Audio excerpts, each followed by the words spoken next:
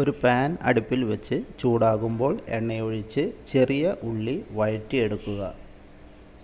ഇതിലേക്ക് വെളുത്തുള്ളി ചതച്ചതും പച്ചമുളക് കീറിയതും കൂടി ചേർക്കുക.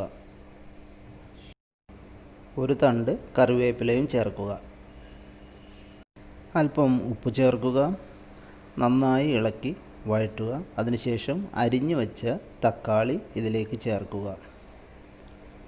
നന്നായി ഇളക്കി വഴറ്റി വെള്ളം വറ്റിച്ചെടുക്കുക.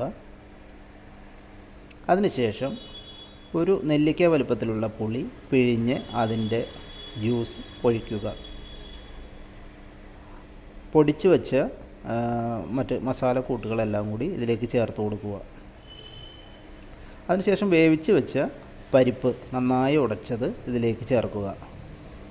ഇനി വറുത്തിടാനായിട്ട് ഒരു ചെറിയ പാൻ വെച്ചിട്ട് വെളിച്ചെണ്ണ ചൂടാവുമ്പോൾ അതിലേക്ക് കടുക്, ഉഴുന്നുപരിപ്പ് തുടങ്ങിയവ ചേർത്ത് കടുക് പൊട്ടിച്ച് എടുക്കുക. അതിന് കറിവേപ്പില ചേർക്കുക.